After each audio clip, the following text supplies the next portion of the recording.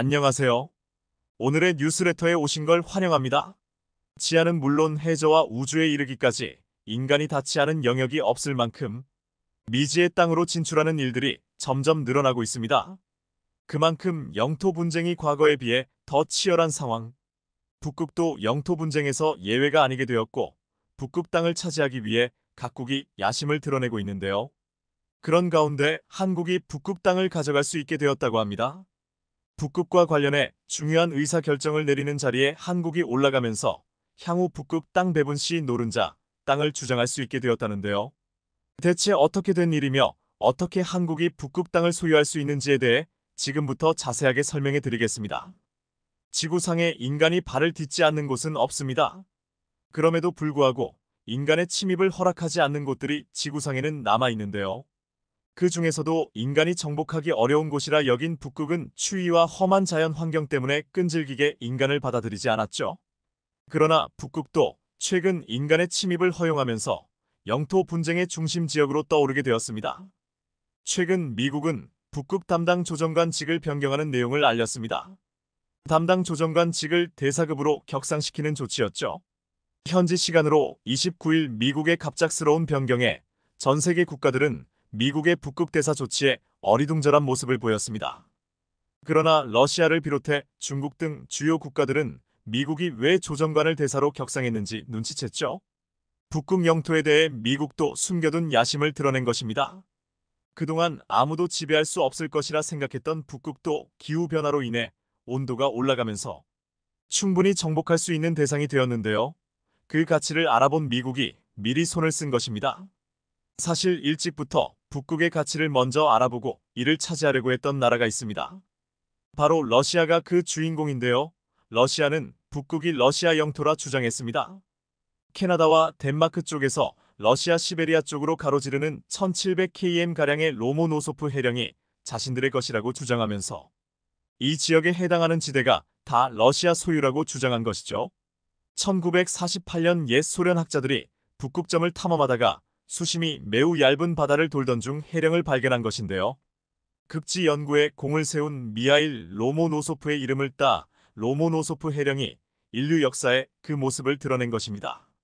시베리아 군도의 연장선에 있는 이곳은 러시아 영토로서 결격이 없다고 말하며 2001년 유엔에 관련 서류를 제출하면서 러시아는 북극 영토를 탐냈죠. 유엔 대륙붕한계위원회는 러시아의 주장에 황당무계하다는 반응을 보였습니다. 증거가 부족하다며 러시아의 북극 영토 신청을 거부했지만 2015년 러시아는 포기하지 않고 같은 주장을 했습니다. 이번에는 해령 근처와 시베리아 군도의 연관성을 드러낸 자료를 보충해 유엔에 영토 인정을 해달라고 요청한 것이죠. 물론 북극을 러시아에게 넘길 수 없다는 생각에 다른 국가들이 일제히 나서서 반대했지만 러시아는 항상 북극 영토에 관해서 고집을 꺾지 않았습니다. 문제는 이렇게 러시아가 자신의 땅이라고 주장하는 바람에 덴마크와 노르웨이 등 북극과 가까이에 있는 국가들 역시 북극에 대한 영유권 주장을 펼친 것이죠. 자국과 연결되어 있는 땅, 자국과 근접해 있는 북극의 섬, 그 외에 자국에서 설치한 옛 유물들을 근거로 캐나다, 노르웨이, 덴마크, 심지어 아이슬란드까지 북극에 대한 영유권을 주장하고 나서며 혼란을 일으켰습니다. 각국에서 자국 땅으로 북극을 편입하려고 하자 이에 북극과 이해관계에 놓인 국가들이 자발적으로 협의회를 구성해 북극을 건들지 말고 공동관리에 두자는 의견을 제시합니다. 지금의 북극이사회 ARTIC 카운슬은 이렇게 탄생이 되었죠. 인접국가들과 관련 국제기관 그리고 그 외의 단체가 참여해 북극권의 환경보호와 지속가능한 발전을 목표로 이사회 관할 하에 북극이 놓이게 된 것입니다. 강대국들의 이권 다툼에 희생이 되기 전에 타협을 본 것이라 북극은 다행히도 강대국들의 이권 다툼에서 무사할 수 있었습니다. 그러나 미국이 북극 대사로 지위를 격상하면서 그동안 꾸준하게 북극 권리를 주장했던 러시아는 물론이고 중국도 북극에 대한 욕심을 드러내며 영토 분쟁에 불이 붙었습니다. 중국은 최근 자신도 북극에 가까운 국가라고 주장하며 북극에 대한 권리를 강하게 얘기하기 시작했습니다. 헤이룽장성이 북극과 가까운 곳에 있다고 말하며 북극 개발에 중국도 무관하지 않다는 의견을 보였죠. 전통적인 강대국은 물론이고 중국까지 북극에 탐을 내는 이유는 여러 가지 요인이 있습니다. 영토가 늘어난다는 차원의 이야기가 아니라 향후 미래 패권을 결정짓는 장소가 바로 북극이기 때문이죠. 미국 지리학회에 따르면 북극에는 지구상에서 개발되지 않은 원유의 약 13%, 900억 배럴에 해당하는 자원이 묻혀 있습니다. 천연가스의 30%, 액화천연가스의 20%가 묻혀 있는 것으로 추산되어 있어 북극을 손에 넣으면 이 자원 개발에 손을 댈 수 있는 것입니다. 그동안 북극 이사회의 관할에 놓여 있어 학술적 연구 외에는 자원 개발에 손을 댈 수 없었으나 우크라이나 러시아 전쟁으로 촉발된 자원 전쟁이 본격화되면서 탐사가 가능해진 북극까지 강대국들이 탐내기 시작한 것이죠. 대략적으로 자원 가치만 따져봐도 172조 달러 하나로 약 20경 원에 달하는 천문학적인 가치를 북극은 지니고 있습니다.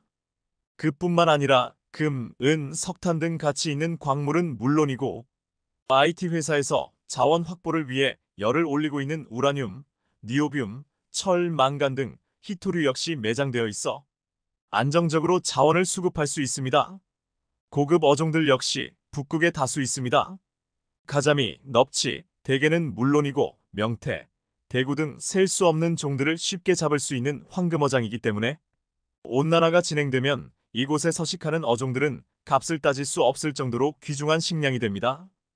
그 외의 지리적인 요인 역시 중요한 요소인데요. 특히 북극 항로가 북극을 탐내는 주요 요인이 됩니다. 아프리카 희망봉을 거쳐 유럽과 아시아를 가로지르는 해운 항로보다 더 짧은 거리가 바로 북극 항로죠. 여러 이점이 있기 때문에 북극을 포기하는 것은 있을 수 없는 일. 러시아는 이러한 미국의 행보에 참을 수 없다는 의사를 드러내며 북극의 정당한 주인은 러시아라는 사실을 주지시켰습니다. 니콜라이 코르추노프는 타스 통신을 통해 북극에서의 군사적 활동은 러시아를 자극하는 일이며 북극과 가장 많은 부분을 맞닿아 있는 러시아는 정당한 북극의 주인이라며 대규모 혹한 훈련을 예고하는 모습을 보였습니다.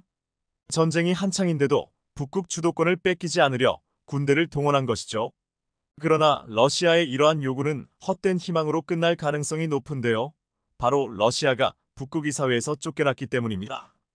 전쟁으로 인해 북극 이사회의 주요 회원국인 러시아는 우크라이나 전쟁으로 인해 이사회 자격을 박탈당했습니다. 북극과 관련된 논의는 어찌되었든 이사회를 통해 진행되기 때문에 이사회의 주요 회원국 자리가 비게 되었죠. 그런데 놀랍게도 이 자리에 한국이 자리를 잡을 수 있게 된 것입니다. 그동안 이사회의 옵저버 국가에 있었으나 러시아가 비게 되면서 그 자리에 한국이 자리를 차지할 수 있게 된 것입니다. 정부는 북극의 지속 가능한 발전과 북극의 자연 환경을 보호하기 위해 다양한 활동을 펼치며 북극에 대한 꾸준한 관심을 표현했습니다. 해양수산부는 북극 협력 사업과 기후변화 문제에 보다 적극적으로 대응하기 위한 한국 북극협력 네트워크 코에네이시를 설치하기도 했죠. 북극의 북극다산과학기지를 건설하면서 북극의 생태 변화를 연구하는 데 기여한 것은 물론 세빙연구선 아라우노 건조를 통해 연구 인프라를 다지고 북극 연구에 기여하기도 했습니다. 북극과학 최고회의를 성공적으로 개최하면서 대내외적으로 북극에 관해 한국이 정성을 들이고 있다는 것을 공표하기도 했죠. 그런 기여를 미국은 물론 다른 국가들도 잘 알고 있었습니다. 러시아의 빈자리에 한국을 추천한 것도 이상하지 않죠. 게다가 쇠빙선 분야에서 한국의 도움이 없으면 연구가 불가능한 상황. 한국은 세계 최초로 쇠빙 LNG선을 개발해 얼음이 얼어있는 북극 항로를 이용해 LNG를 운반할 수 있게 되었습니다. 한국의 뛰어난 건조 실력이 쇠빙선에서도 빛난 것이죠. 다른 국가들 입장에선 향후 북극 연구와 북극 진출에 반드시 필요한 쇠빙선 기술을 가진 한국의 협력에 최우선인 상황. 그렇기에 한국을 이사회의 주요 멤버로 받아들이는 것에 반대하지 않았던 것이죠. 정치적인 이유 역시 한국의 진출에 큰 기여를 했습니다. 아시아 국가가 필요한 가운데 중국의 북극 땅 주장을 원천 봉쇄할 수 있는 최적의 국가로 미국이 한국을 염두한 것도 이번 이사회 회원국 결정에 영향을 미쳤습니다. 덕분에 한국은 이사회의 주요 회원국 자리에 오르게 되면서 향후 있을 북극 땅 분배에서도 유리한 위치를 선점할 수 있게 되었습니다. 최근 북극 분할에 대한 이야기가 나오며 이사회 주도로 영토 분할을 하자는 주장에 힘이 실리고 있습니다. 이사회 주도로 남극을 분할해 나눠 가지자는 주장인데요. 1월 한국은 과거 러시아가 자기 땅이라고 주장한 북극 영토를 한국령 북극으로 인계받을 수 있게 되었습니다. 상당한 북극 영토를 한국이 소유할 수 있게 된 것인데요. 이에 옵저버 국가로 남아있는 일본이 크게 반발했다고 합니다. 북극 이사회 자격을 버리고 탈퇴하겠다는 의사를 드러냈다고 하는데요. 북극까지 손에 넣게 된 대한민국의 자랑스러운 행보에 박수를 보냅니다. 모로코는 한국의 현대식 장갑차 레드백에 관심이 있습니다. 디펜스 애러빅. 아랍 국방매체 디펜스 아라빅이 지난 8월 30일 모로코가 레드백 장갑차에 관심이 있다고 보도했습니다. 이 매체는 그리스와 이탈리아를 포함한 관심이 있는 국가들이 호주에서 실시된 장갑차 결과를 기다리고 있다며 최종 계약에 따라 레드백 IFV 도입을 뒤이어 검토할 것이라고 밝혔습니다. 이미 중동 지역의 사우디와 UAE가 레드백에 대해서 관심을 보인 바 있는데 이제는 아프리카의 모로코까지 적극적으로 레드백 도입에 나섰습니다. 모로코가 레드백에 특히 관심을 보이는 이유는 모로코에서 사용하는 미사일이 호환될 수 있기 때문이라고 했습니다. 레드백은 모로코가 사용하는 이스라엘 라파엘의 스파이크 LRE 대전자 미사일과 미국산 대전차 미사일 자벨린을 장착할 수 있습니다. 모로코는 근래 들어 이웃국가 알제리와 분쟁을 겪으면서 군사력을 강화시키려 하고 있는데 지난해 K2전차 도입 협상을 시도했다는 보도가 나오기도 했습니다. 현대로템은 사막 환경에 현지화한 중동형 K2 맞춤형 버전을 만들었는데 섭씨 50도를 웃도는 중동의 폭염 속에서도 전차 운용이 원활하도록 엔진과 조종석 내부의 냉각 성능을 강화시켰습니다. 또한 전차 바퀴를 둘러싸는 궤도에는 특수 고무 재질로 고온에도 주행이 가능하고 전차 외관은 사막 지형에서 유리한 황색으로 도색했습니다.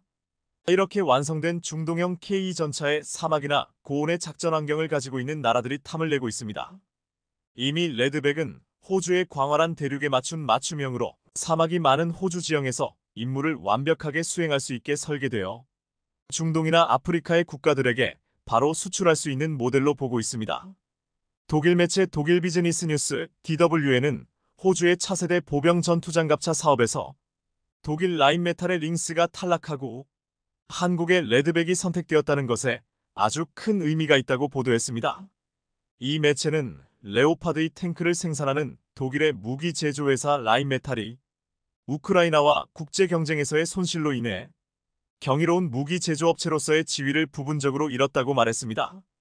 라인메탈이 수십 년 동안 전 세계에서 수요가 있는 첨단 기술 무기들을 생산했지만 레오파드 2를 우크라이나로 보낸 것은 서방에서 전쟁의 전환점이 될 것으로 제시되었지만 결과적으로 그들은 자신을 증명하지 못했고 전장에서의 보고는 부정적인 인상을 남겼다고 했습니다.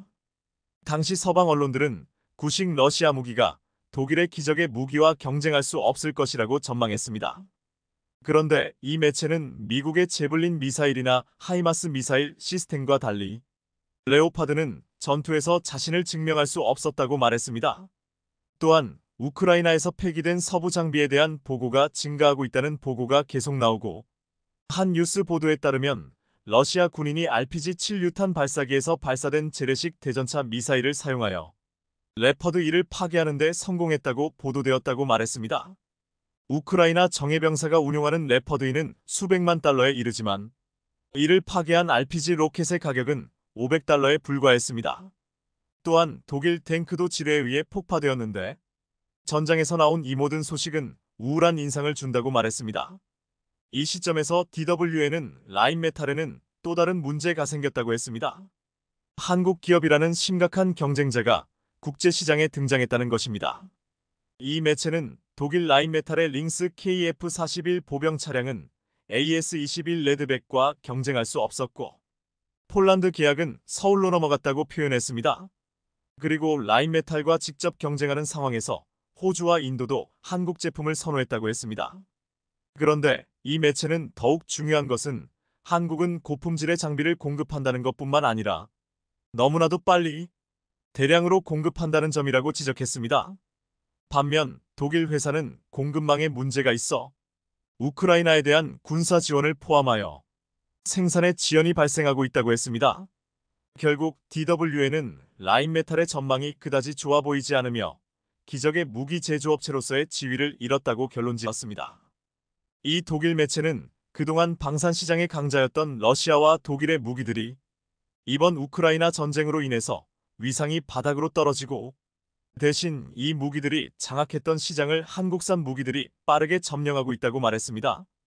독일은 1990년 통일 이후 방산에 대한 투자를 대폭 줄이면서 국방비는 GDP의 1%를 겨우 넘는 수준으로 독일 싱크탱크 IF형의 보고에 따르면 1990년과 2014년 사이에 국방비는 34%나 감소했다고 했습니다. 이렇게 줄어든 국방비로 자체적으로 전력도 약해졌지만 방산산업의 인프라도 줄어들면서 생산력도 낮아졌다는 것입니다. 결국 생산 인프라가 부족한 독일에서는 나이든 숙련된 장인들이 천천히 장비를 만드는 수준이 되었다고 했습니다. 그러기에 더욱 한국과 비교되었는데 이는 한국의 무기 공장을 취재한 미국 CNN의 기사에 모두가 놀랄 수밖에 없었습니다. 미 CNN은 지난해 말 한국의 무기 생산이 어떻게 이뤄지는지를 현지 취재를 통해 생생하게 보도했습니다. 먼저 방어를 염두에 두고 설계된 도시라는 제목으로 북한의 지속적인 공격 위협은 한국 현대 무기 산업의 요람인 남부 항구 도시 창원에 군수 생산 라인이 설립되었다고 했습니다.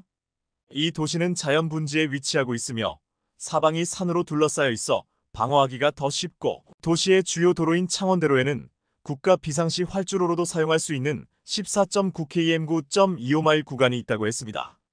남쪽 끝에는 1970년대에 건설된 창원국 가산업단지가 있으며 하나방산과 현대로템 공장이 있고 이곳에서 대포와 탱크가 조립 라인에서 굴러다니고 있다고 표현했습니다. 이 기사의 가장 중요한 부분은 로봇으로 만드는 K9자 주포에 대한 기사였습니다.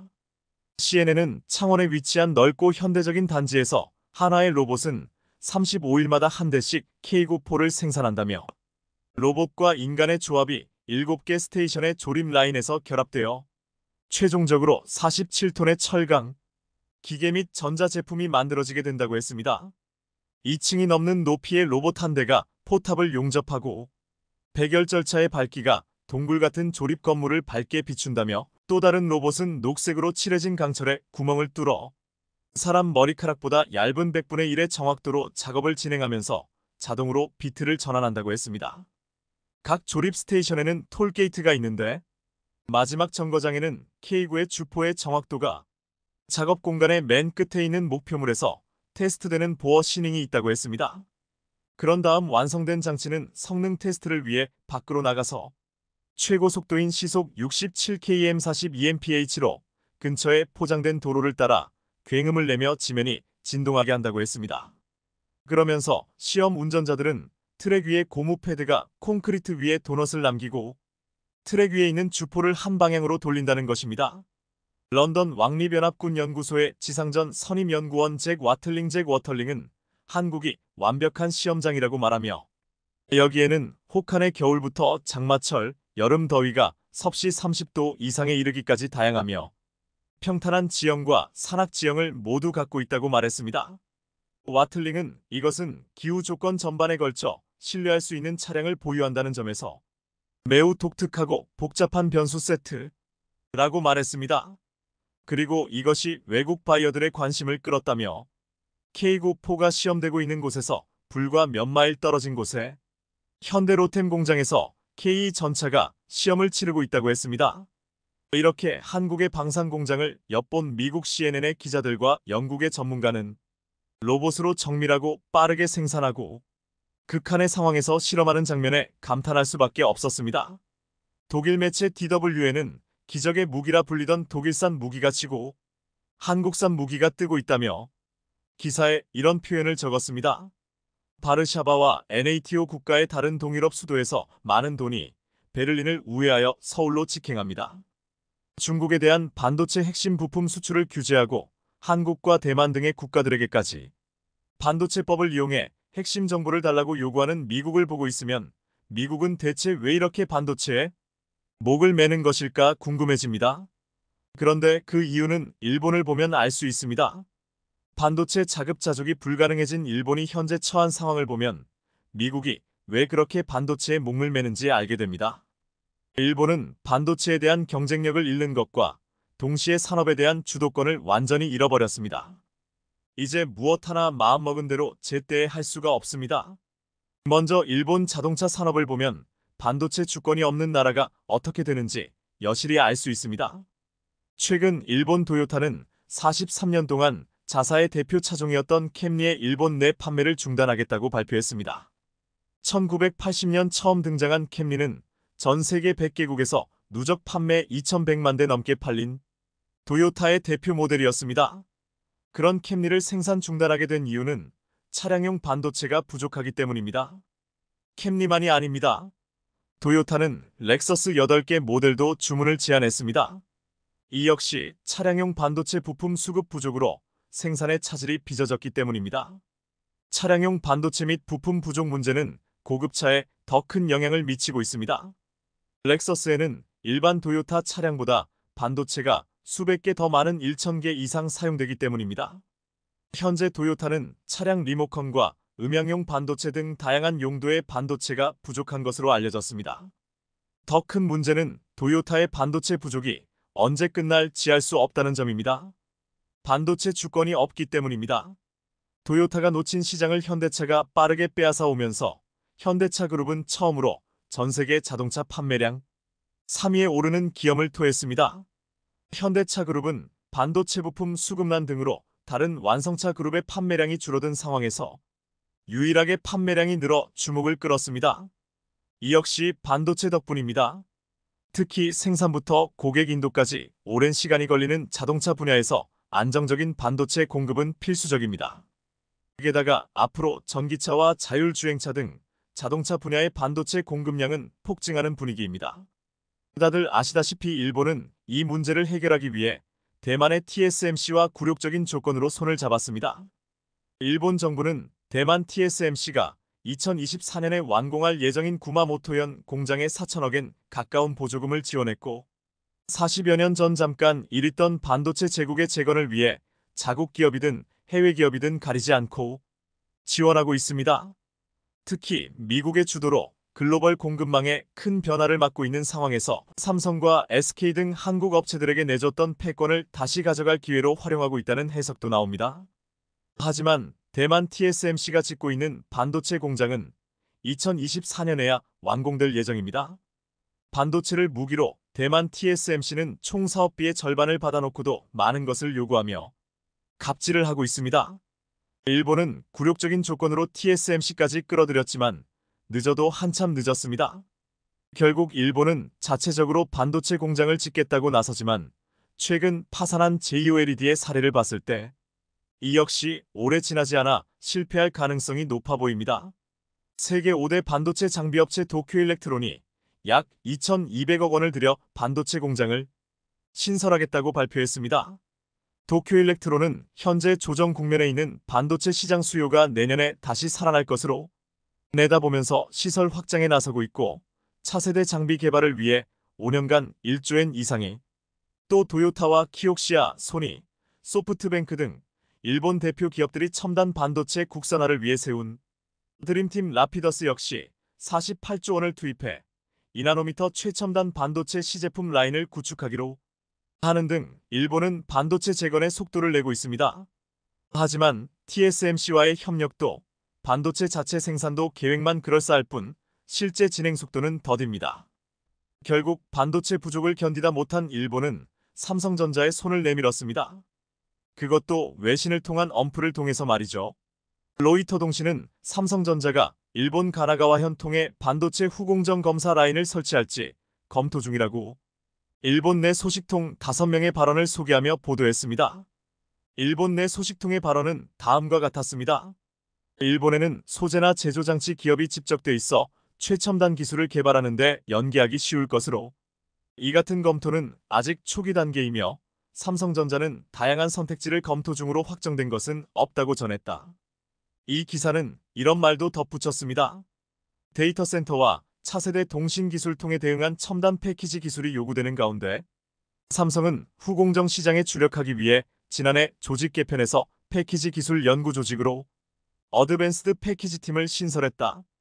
그러나 보도 내용에는 설립 시점 등 구체적인 내용은 아직 알려지지 않았다며 로이터 통신이 직접 삼성전자에 확인을 요청했으나 삼성전자 측은 대답을 거부한 것으로 보도했습니다.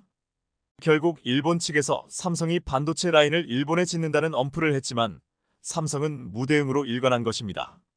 만일 삼성이 일본 안에 후공정 검사 라인을 만든다면 그것은 일본 안에 삼성전자의 첫 라인이 생기는 것으로, 일본으로서는 반색할 일이지만 삼성 입장에서는 그저 여러 선택지 중 하나일 뿐입니다. 어쨌든 이 기사에서도 삼성의 결단을 기다려야 하는 처지가 된 일본 반도체 업계의 모습을 보여주고 있는데요. 일본이 아직도 TSMC, 삼성의 애결복거라며 반도체 공장을 유치하기 위해 갖은 애를 쓰는 사이, 한국은 자동차 반도체 분야에서 일본과 TSMC를 동시에 제압하는 자동차 반도체의 꽃이라고 할 수 있는 자율주행 ADAS 칩을 삼성전자가 생산하게 된 것입니다. 이 칩은 TSMC가 독식하던 것이기 때문에 더욱더 의미가 있습니다. 삼성전자는 얼마 전 세계적인 자율주행차용 반도체 개발업체 모비라이의 첨단 운전자 보조 시스템 칩을 생산한다고 발표했습니다. 이 칩은 자동차의 전방 충돌 방지, 차로 유지, 스마트 크루즈 컨트롤 기능 등을 담당하는 핵심 부품입니다.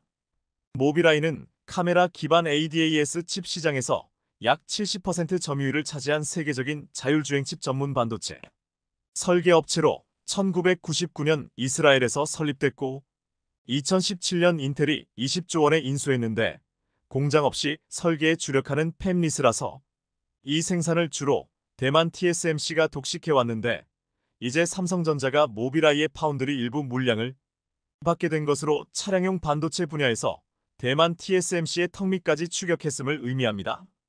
그럼 모비라이는 왜 모기업인 인텔을 제쳐두고 삼성전자를 선택했을까요? 이유는 간단합니다. 삼성이 충분한 생산 역량을 갖추었다고 판단했기 때문입니다. 삼성은 2019년부터 14나노미터 공정에서 테슬라의 3세대 자율주행 칩을 생산했고 8nm 공정에서 4세대 FSD 칩의 생산도 맡았습니다. 현재 테슬라의 차세대 칩 수주를 놓고 TSMC와 경쟁을 벌이는 중입니다. 또 지난 2월에는 미국의 인공지능 반도체 전문기업 암바렐라와 자율주행차용 반도체를 5nm 공정 생산하는 계약을 체결한 바 있습니다.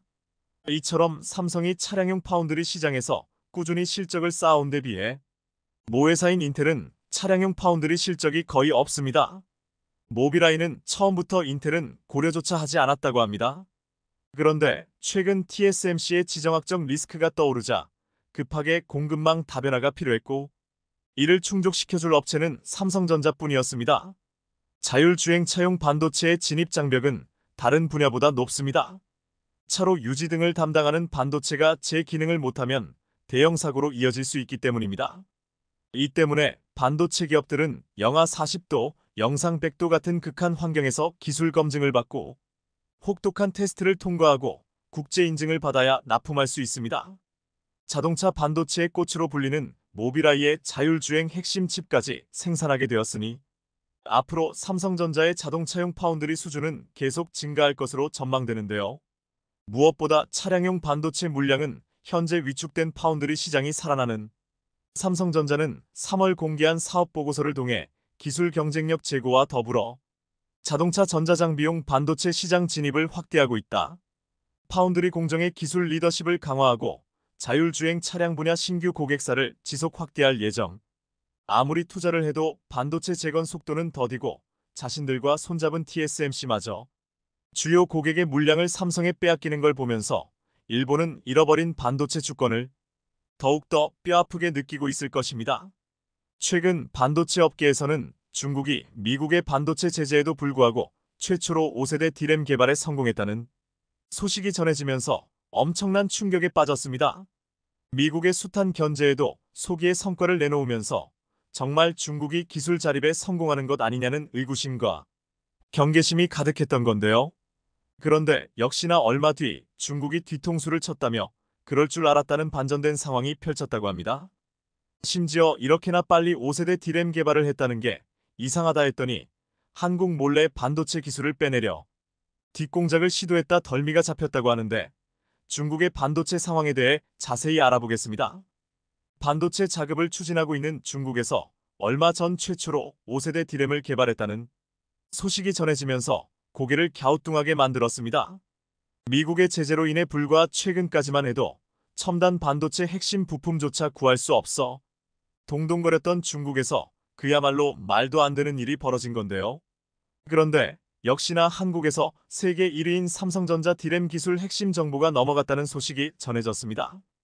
주요 언론에 따르면 지난달 검찰이 삼성 반도체 기술을 중국 업체에게 넘긴 혐의로 삼성전자 출신 부장과 관계사 전 직원에 대해 구속영장을 청구했다는 소식이 전해진 겁니다. 이번에 넘어간 삼성의 디램 기술 피해 금액은 수조 원 규모로 심지어 하청업체 직원들까지 조직적으로 뛰어든 것으로 드러나면서 반도체 업계에 엄청난 충격을 안겨주고 있습니다. 중국 매체에 따르면 현재 중국에서 유일하게 디램을 생산하고 있는 창신메모리는 지난 11월 중국 내 최초로 5세대 초저전력 디램을 개발했다고 밝혔습니다. 해당 소식이 전해지자 중국에서는 창신메모리가 삼성 등 우리 반도체 업체와 기술 격차를 확 앞당겼다고 자화자찬이 쏟아졌었습니다.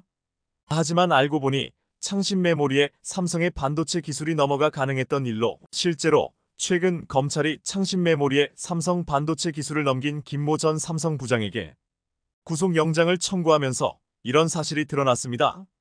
반도체 업계에 따르면 8년 전 삼성에서 나온 김 전 부장은 창신메모리에 들어가 삼성의 18나노급 디램 핵심 기술을 넘긴 것으로 알려졌습니다.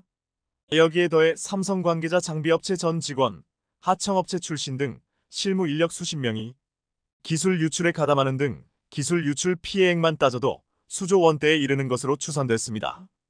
이렇듯 중국은 한국으로부터 반도체 핵심 기술 유출을 노골적으로 이제는 거의 대놓고 하고 있는데요. 이는 전 세계 과학 인재를 흡수하는 중국의 천인 계획에 따른 것으로 명목상 인재를 지원하는 사업이지만 이를 통해 중국은 산업 스파이를 양산하고 있습니다. 첨단 기술 유출은 국가 경쟁력과 직결되는 만큼 절대 발생해서는 안 되는 일지만 문제는 중국의 수법이 갈수록 교묘하고 대담해지고 있다는 점입니다. 실제로 작년 6월에는 반도체 공장을 통폐로 베끼려 한 정황이 포착되는 등 상상을 초월합니다.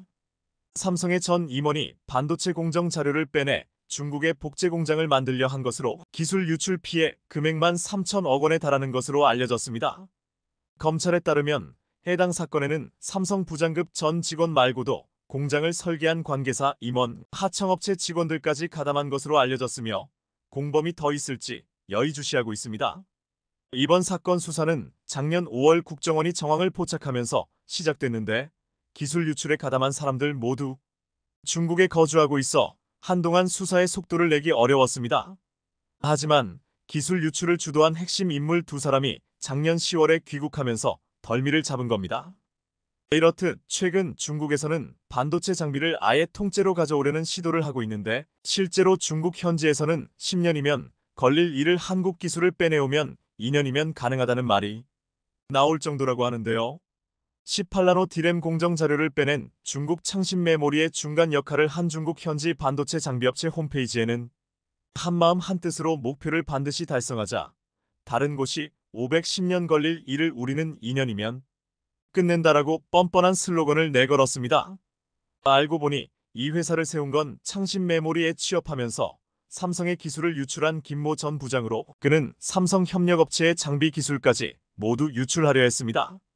김 전 부장이 기술을 유출하려고 한 건 증착 공정에 쓰이는 퍼니스 장비로 글로벌 최고 수준의 기술인 것으로 알려졌습니다.